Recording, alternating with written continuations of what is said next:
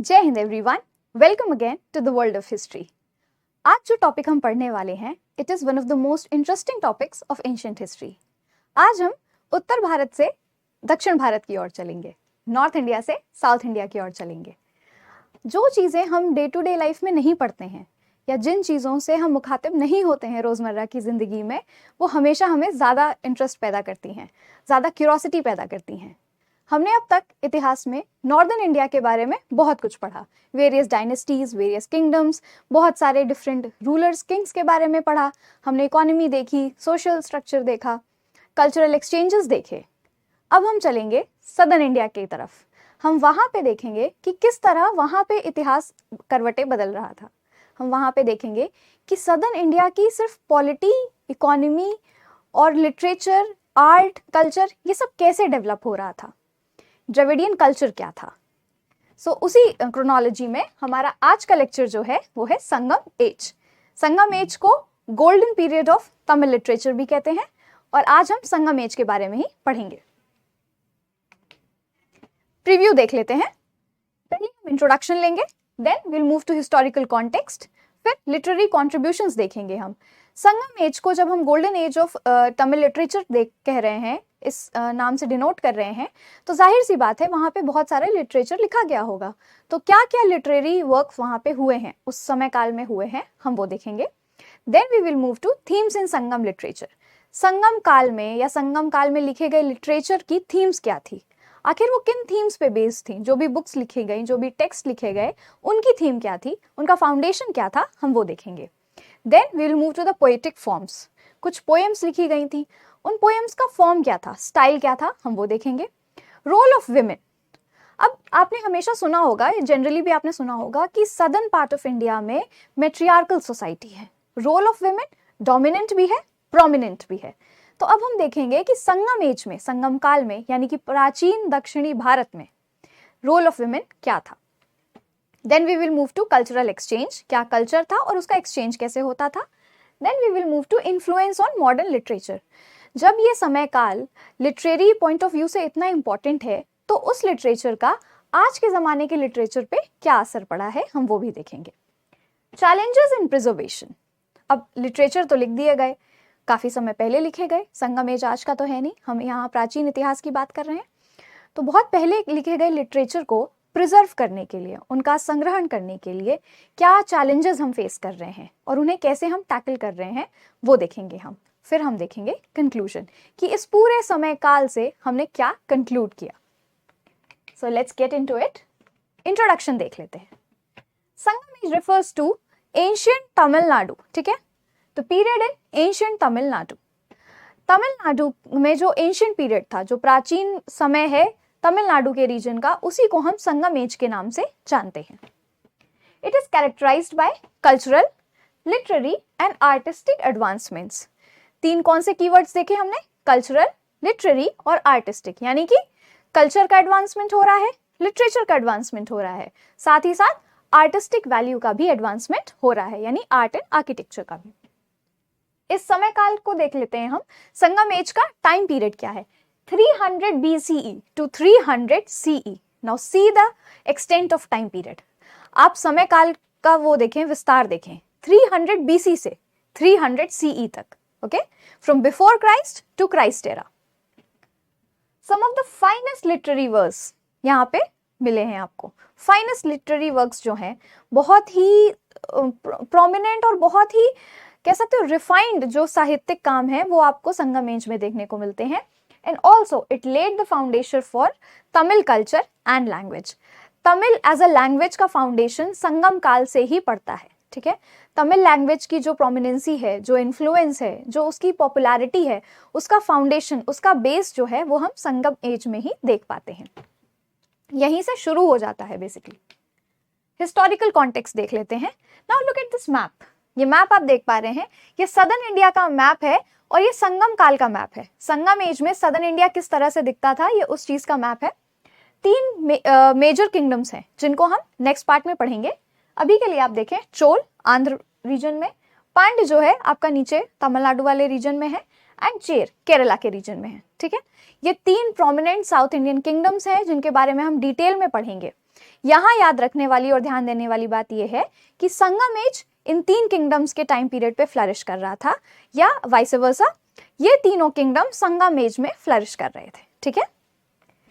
It emerged in the backdrop of political and social changes in Tamil Nadu.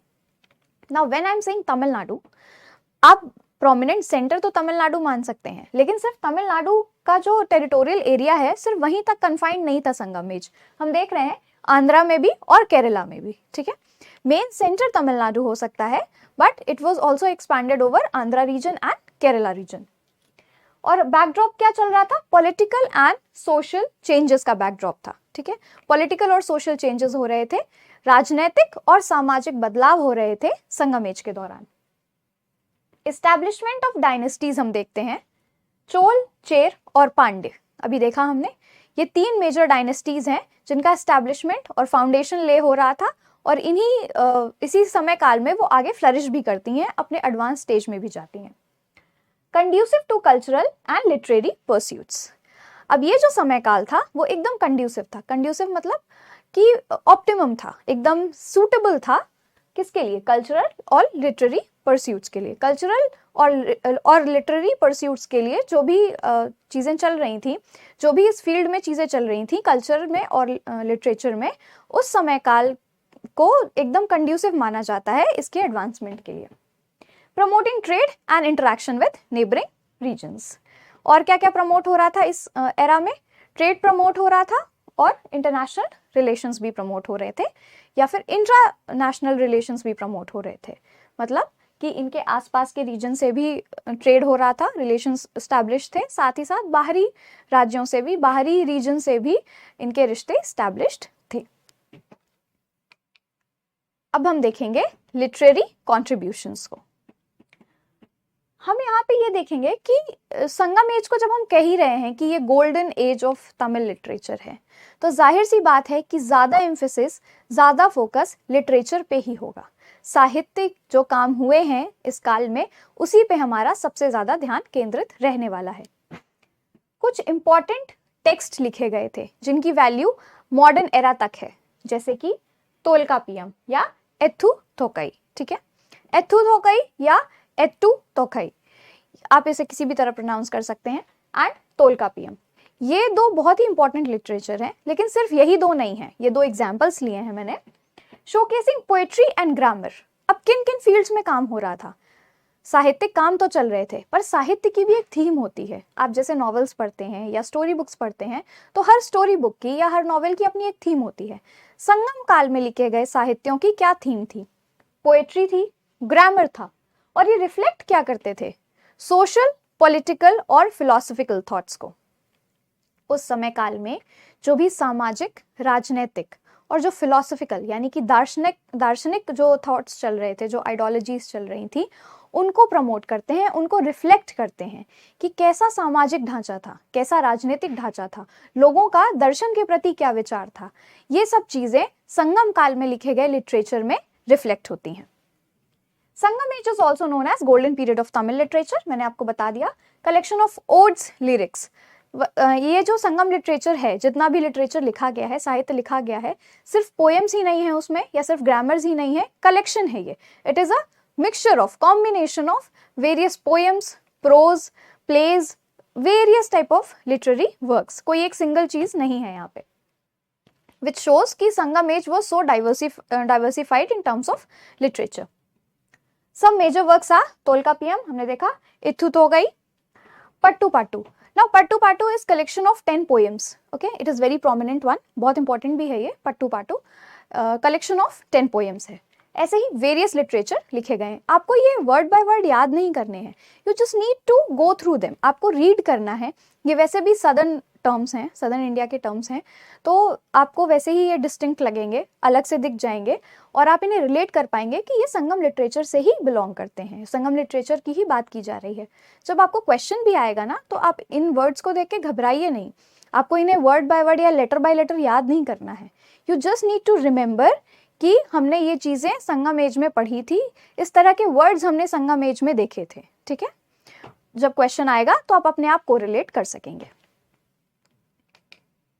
Now Sangam literature तो हो गया, हमने देख लिया बहुत सारे लिटरेरी वर्क्स हुए हैं, बहुत सारा लिटरेचर लिखा गया है। अब उस लिटरेचर में थीम क्या थी, किस पे बेस्ड थे? हमने रफली देखा कि पोएट्री थी, ग्रामर था, प्रोज था, शॉर्ट स्टोरीज थी। अब हम थोड़ा डिटेल में जाते हैं कि ये तो टाइप्स ऑफ लिटरेचर हो गए, poetry, grammar, prose, short stories. अब इन टाइप्स की थीम क्या थी, किन फाउंडेशन पे ये लिखे जाते थे? थीम्स क्या थी? Love, war, nature, ethics. ठीक है, तो ये कुछ वो फंडामेंटल्स थे, ये कुछ वो बेसिक थीम्स थी जिन पे सारे साहित्यिक काम जो थे, सारे साहित्य जो थे संगम एज के, वो लिखे गए हैं। लव के बारे में बात हो रही है, वॉर के बारे में बात हो रही है, प्रकृति के बारे में बात हो रही है, नेचर के बारे में, और एथिक्स यानी कि नैतिक मूल्यों के बारे में भी बात हो रही है। तो आप ये देखिए संगम लिटरेचर का जो जॉनर था वो कितना डाइवर्सिफाइड था, you know, it was very well diversified. ऐसा नहीं है कि कहीं एक ही जगह पे सेंट्रलाइज था, एक ही जगह पे फोकस कर रहा था कि बस वॉर से रिलेटेड चीज़ें ही लिखी जा रही हैं या लव से रिलेटेड चीज़ें ही, ऐसा कुछ नहीं है। डाइवर्सिफाइड था, हर टॉपिक से, हर थीम से बेस्ड कुछ ना कुछ साहित्य लिखा गया है।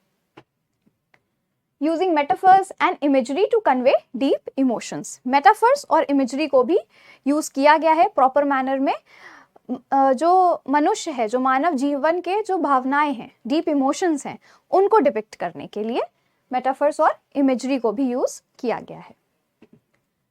Philosophical ideas reflecting the cultural richness, साथ ही साथ फिलोसफिकल आइडियाज का भी रिफ्लेक्शन दिखता है हमें, दार्शनिक विचारों का भी हम रिफ्लेक्शन देख पाते हैं संगम लिटरेचर में। ठीक है, पोएटिक फॉर्म्स, जो पोएम्स लिखी गई थी, बेसिकली संगम लिटरेचर में सबसे ज्यादा लिटरेचर जो है वो पोएटिक फॉर्म में लिखा गया है, पोएम्स के फॉर्म में लिखा गया है। अब उस फॉर्म में भी दो प्रोमिनेंट फॉर्म्स थी, दो प्रोमिनेंट स्टाइल्स थी, कौन सी? अहम और पुरम। ठीक है, अहम एंड पुरम। नाउ अहम focuses on love and emotion, मनुष्य जीवन की भावनाओं पे केंद्रित है अहम। ठीक है, लव पे केंद्रित है अहम। अहम को आप ऐसे भी याद कर सकते हैं, अहम को हम, ईगो को हिंदी में अहम कहते हैं, है ना। तो अहम, अहम आप कोरिलेट कर लीजिए। और ईगो किसको होता है? ह्यूमंस को होता है। तो ह्यूमन इमोशंस एंड लव को डिपिक्ट करती है कौन सी पोएम्स? अहम पोएम्स। और पुरम जो है वो हीरोइज्म और वैलर दिखाती हैं, युद्ध की जो युद्ध में दिखाई गई वीरता, शौर्यता, उसको दिखाती हैं पुरम पोएम्स। ठीक है, अहम human emotions, love on a soft side, Puram on aggressive side दिखाती क्या है? वेलर को, और आपकी ब्रेवरी को और हीरोइज्म को। ठीक है, ये कॉम्प्लिसिटी ऑफ ह्यूमन एक्सपीरियंसेस को कंपाइल करके, कंबाइन करके ये कंपाइलेशन लिखे गए हैं। ठीक है, जो भी ह्यूमन इमोशंस हैं, सारे various human emotions, mix of human emotions, क्योंकि ऐसा नहीं है किसी एक व्यक्ति में सिर्फ हीरोइज्म ही है, या सिर्फ वैलर ही है, या सिर्फ लव ही है, या सॉफ्ट साइड ऑफ इमोशंस ही हैं, ऐसा तो नहीं है। हर व्यक्ति में हर इमोशन का कुछ ना कुछ पार्ट है, कुछ ना कुछ शेयर है। That's what makes a person complete human being. Okay, now ये कॉम्प्लेक्सिटी ऑफ ह्यूमन इमोशंस जो हैं वो बहुत ही ब्यूटीफुली डिपिक्ट किए गए हैं अहम और पुरम फॉर्म ऑफ पोएट्री में। Role of women, now this is very important point है, ये बहुत इंपॉर्टेंट। कैसे कि हमने देखा, मैंने आपको शुरुआत में बताया कि जो सदर्न इंडिया है वो यूजुअली मैट्रियार्कल सोसाइटी से डिनोट किया जाता है। ठीक है, वहाँ पे हम सदर्न इंडिया की हम पहचान ही मानते हैं कि वो मात्र सत्तात्मक है, वहाँ पे विमेन का डोमिनेंस है ना, उनके हाथ में शक्ति केंद्रित है। अब जब उनके हाथ में शक्ति केंद्रित है आज के टाइम पीरियड में, तो हम थोड़ा पीछे चलेंगे, प्राचीन भारत में देखेंगे कि उस समय पे विमेन किस रोल में थी, वहाँ पे उस समय पे विमेन का क्या पोजिशन था। तो as we can see, significant place in Sangam literature, women का सिग्निफिकेंट प्लेस है संगम लिटरेचर में। Strong, independent and intelligent. ठीक है, 3 कीवर्ड्स में डिफाइन कर दिया गया है कि स्ट्रॉन्ग, इंडिपेंडेंट एंड इंटेलिजेंट, मतलब होलसम ये डिस्क्रिप्शन है कि पोजीशन ऑफ विमेन का संगम एज में। विमेन पोएट्स भी थी, वेरियस विमेन पोएट्स थी। Now let me tell you, जितना वर्क संगम एज में, संगम लिटरेचर में मेल आपके पोएट्स ने किया है, मेल राइटर्स ने किया है, इक्वली उतना ही, लगभग उतना ही वर्क जो है आपके फीमेल पोएट्स ने भी किया है। उनके भी जो वर्क्स हैं, उनके भी जो टेक्स्ट है, वो इक्वली फेमस है, इक्वली इंपॉर्टेंट है और इक्वली सिग्निफिकेंट है। There were women poets as well, contributed to Tamil literature. Love marriage was common and women were given choice to choose their partner. तो यहाँ पे ये जो इंडिपेंडेंट हमने देखा ना, तो ये इंडिपेंडेंसी हम देख सकते हैं यहाँ पे। उनको ये पूरी आज़ादी थी कि वो अपने लाइफ पार्टनर को चूज कर सकें अपनी मर्जी से। बहुत सारी पोएट्स थी, यानी कि वो एजुकेशन में भी बहुत आगे थी, एडवांस स्टेज में थी, and they were given equal kind of freedom, you know. किसी भी तरह की बंदिश नहीं थी उन पे कि वो सर्टेन टाइप ऑफ काम नहीं करेंगी, या वो एजुकेशन में नहीं जाएंगी, या वो टेक्स्ट नहीं लिख सकती, वो लिटरेचर नहीं लिख सकती, ऐसा कुछ भी नहीं था। दे वर गिवन कंप्लीट फ्रीडम। सशक्त जिसे कहते हैं ना, स्ट्रेंथन पोजीशन थी विमेन की, और वही कंटिन्यू हो रहा है, उसी लेगेसी को कंटिन्यू कर रहा है अभी भी south Indian culture. Cultural exchange क्या हुए थे?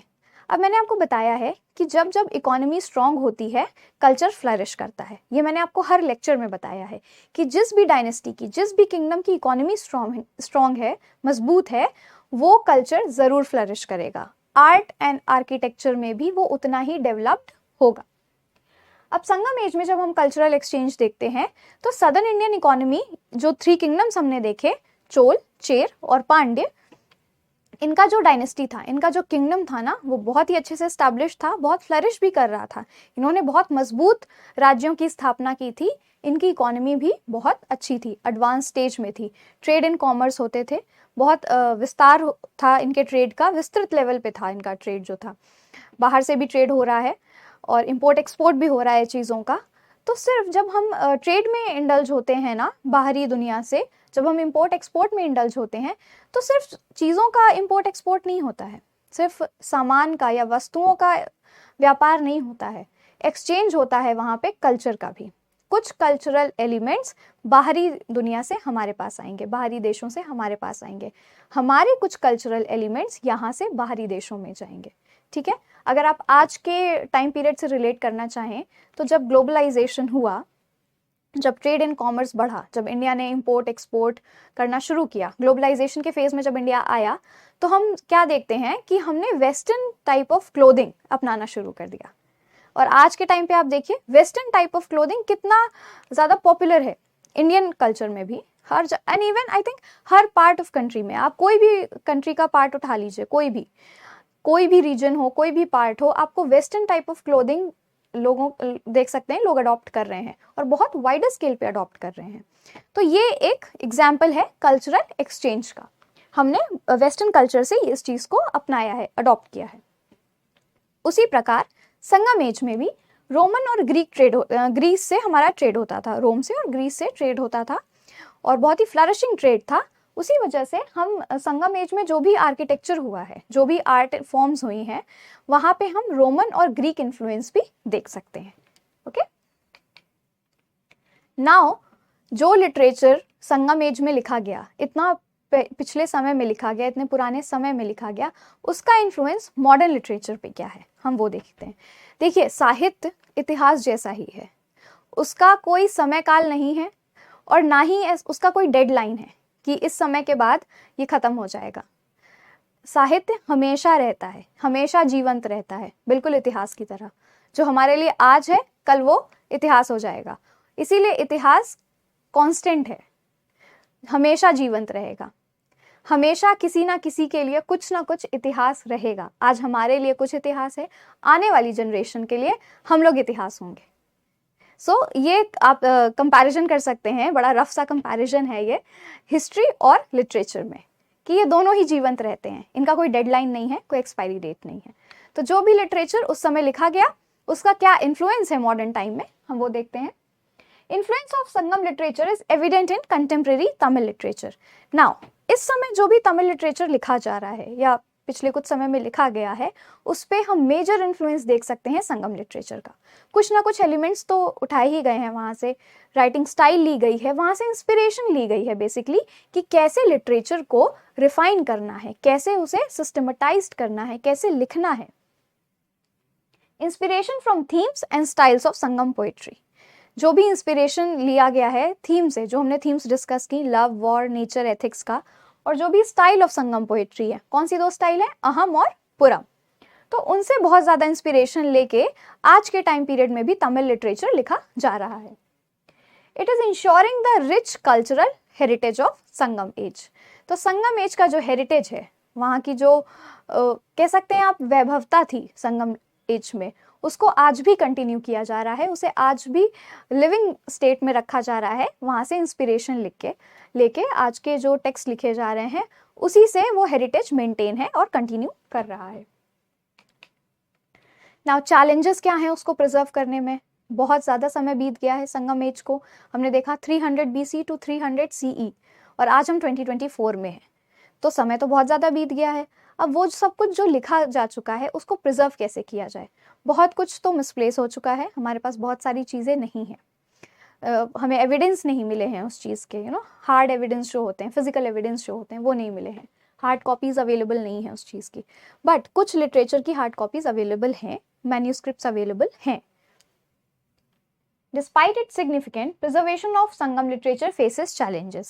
अब इतना significant है, इतना important तो रहा है, but still preservation still is challenge. उसको कैसे संग्रहित करके रखना है, उसका कैसे preservation होना है कि वो और आगे आने वाली generation को दिखाया जा सके, उनको उसका महत्व बताया जा सके, उसके लिए उन्हें preserve करना अपने आप में एक कठिन टास्क है, एक difficult टास्क है। Including loss of text and interpretation of literature. Loss of text मैंने बताया, बहुत सारे ऐसे लिटरेचर हैं जिनकी मैन्यूस्क्रिप्ट हमारे पास अब अवेलेबल नहीं है। साथ ही साथ जो कुछ भी लिखा गया है, अब चूंकि समय बहुत बीत चुका है तो वो जो लिखा गया है, जो राइटिंग्स हैं वो भी बहुत ज़्यादा मिट चुकी हैं, बहुत ज़्यादा धुंधली पड़ चुकी हैं, बहुत ज़्यादा हल्की हो चुकी हैं। तो जो लिखा गया है उन्हें डिसाइफर करना, उन्हें इंटरप्रेट करना भी बड़ा मुश्किल हो गया है कि एक्चुअली लिखा क्या गया है उसमें। Efforts to dignitize and promote awareness of these works are crucial for safeguarding Tamil heritage. अब हमें एफर्ट्स करने पड़ेंगे और ये सारे एफर्ट्स जो है वो हो भी रहे हैं, कंसिस्टेंटली हो रहे हैं। हिस्टोरियंस और आर्कियोलॉजिस्ट जो हैं वो कंसिस्टेंट एफर्ट्स कर रहे हैं इन लिटरेचर्स को प्रिजर्व करने के लिए, ताकि उनकी जो इम्पोर्टेंस है, उनका जो सिग्निफिकेंस है वो आज और आगे आने वाले समय काल में भी वैसे ही बना रहे। क्योंकि ये सिर्फ लिटरेचर नहीं है। आप ऐसे समझिए, संगम एज में कुछ अगर लिख दिया गया तो ऐसा नहीं कि हाँ 4 किताबें लिखी गई थी, अब उनके नाम तो हमें मिल गए हैं, मैन्यूस्क्रिप्ट मिली नहीं है, चलो ठीक है ऐसे ही पढ़ लेते हैं, ये 4 किताबें थी। नहीं, उन 4 किताबों में पूरा सार था। वो सिर्फ प्यार की और वॉर की और युद्ध की और वीरता की, शौर्यता की बातें नहीं कर रहे हैं। संगम लिटरेचर हमें ये भी बताते हैं कि वो समय काल कैसा था, सदर्न इंडिया का वो समय काल कैसा था, वहाँ की पॉलिटी कैसी थी, वहाँ की इकोनॉमी कैसी थी, वहाँ का ट्रेड कैसा था, सोसाइटी कैसी थी, अगर कोई किसी तरह का डिस्क्रिमिनेशन था तो था या नहीं था, या किस तरह का था, किस प्रकार का था, लोग किस तरह बेसिकली अपना जीवन जीते थे उस समय काल में। हिस्टोरिकल पॉइंट ऑफ व्यू से भी संगम लिटरेचर बहुत इंपॉर्टेंस रखता है, इसीलिए उसको प्रिजर्व करने की निरंतर कोशिश की जा रही है। Now we'll come to the conclusion. Sangam Age stands as testament of cultural flourishing and literary excellence. जो संगम एज है वो एक टेस्टमेंट है, वो एक मिसाल है किस चीज़ की? कल्चरल और लिटरेरी एक्सीलेंस की, है ना। सांस्कृतिक भी और साहित्यिक भी जो पराकाष्ठा है उसकी मिसाल है संगम एज। आपको ऐसा एक्सीलेंस जो है शायद ही किसी और समय काल में देखने को मिले, जिस तरह का लिटरेरी और कल्चरल एक्सीलेंस हम यहाँ संगम एज में देख पाते हैं। Its contributions continue to resonate during shaping the identity and values of Tamil society. Tamil society की जो वैल्यूज हैं, उनका जो सोसाइटल स्ट्रक्चर है, उसको शेप करने के लिए, उसको वो ढांचा देने के लिए संगम लिटरेचर बहुत ज़्यादा सिग्निफिकेंट है। तमिल सोसाइटी जो है ना, उनका अपना एक, तमिल सोसाइटी जब मैं बार बार बोल रही हूँ तो आप सदर्न इंडियन सोसाइटी की बात कर रहे हैं, ठीक है। आप इसको पूरे सदर्न इंडिया को ओवरव्यू लेके चलें कि whenever I am saying Tamil society means whole of southern India. तो पूरे सदर्न इंडिया को शेप अप करने के लिए, उसकी सोसाइटी को शेप अप करने के लिए, कल्चर को शेप अप करने के लिए और हेरिटेज को जिंदा रखने के लिए संगम एज के जो वर्क्स हैं, जो भी लिटरेचर है, उनका जीवंत रहना बहुत ज़रूरी है। इसीलिए वो जो कंसिस्टेंट एफर्ट्स हैं वो किए जा रहे हैं, लोग बहुत सारी रिसर्च भी कर रहे हैं, वेरियस टेक्स्ट को डिसाइफर किया जा रहा है, इंटरप्रेट किया जा रहा है, ताकि उसे ज़्यादा से ज़्यादा लैंग्वेजेस में और ज़्यादा से ज़्यादा लोगों तक पहुंचाया जा सके। क्योंकि जितना ज़्यादा लोग जानेंगे उसके बारे में, उतना ही ज़्यादा उसकी पॉपुलैरिटी और सिग्निफिकेंस बढ़ेगा। तभी अगर मैं जानूंगी संगम लिटरेचर के बारे में तभी आपको बता सकूंगी, आप जानेंगे तभी आप पास ऑन कर सकेंगे, और ये इन्फॉर्मेशन जनरेशन टू जनरेशन ऐसे ही चलती जाएगी। किसी भी चीज़ को रिलेवेंट रखने के लिए उससे रिलेटेड इन्फॉर्मेशन का पास ऑन होना बहुत ज़रूरी है। अगर आज ही बात करके ख़त्म कर दी जाए और दोबारा इस चीज़ का जिक्र ही ना हो तो किसी को पता ही नहीं चलेगा संगम लिटरेचर क्या था, संगम एज क्या था, भारत के कौन से हिस्से में, कौन से कोने में ये चल भी रहा था, ये समय काल भी था, है ना। तो इसीलिए इतिहास पढ़ना ज़रूरी है। इतिहास आपको बताता है कि जो पीछे छूट गया ज़रूरी नहीं है वो पुराना और रूडिमेंट्री और यूजलेस था। कभी कभी जो पीछे छूट गया उसको जानना बहुत ज़रूरी है। क्यों जानना ज़रूरी है? ताकि आगे आने वाले समय को और बेहतर किया जा सके। हमेशा पीछे छूटी हुई चीज़ें गलतियां नहीं बताती हैं या कमियां नहीं बताती हैं। पीछे छूटी हुई चीज़ें बहुत सारी वैल्यूज़ और अच्छाइयाँ लेके भी आती हैं जो हमें आगे आने वाले समय को शेप अप करने में हेल्प करता है। So that was it for today. Now इतना हमने संगम एज पढ़ लिया, हमने इतना डिस्कस कर लिया इसके बारे में, मैंने इतना कुछ बता दिया आपको, आपने सुना समझा। अब आपके लिए एक होमवर्क है। संगम एज में कुछ काउंसिल्स हुई थी। संगम बेसिकली काउंसिल को ही कहा जाता था। अब आप मुझे लाइव सेशन में बताएंगे संडे को कि संगम एज की काउंसिल्स कहाँ कहाँ पे हुई थी और उन काउंसिल्स में इम्पॉर्टेंट फीचर क्या था।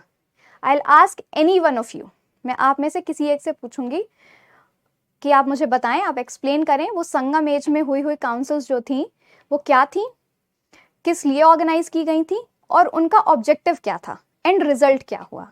ठीक है, this is homework for you. Till then please take care of yourself, keep learning history, keep living history.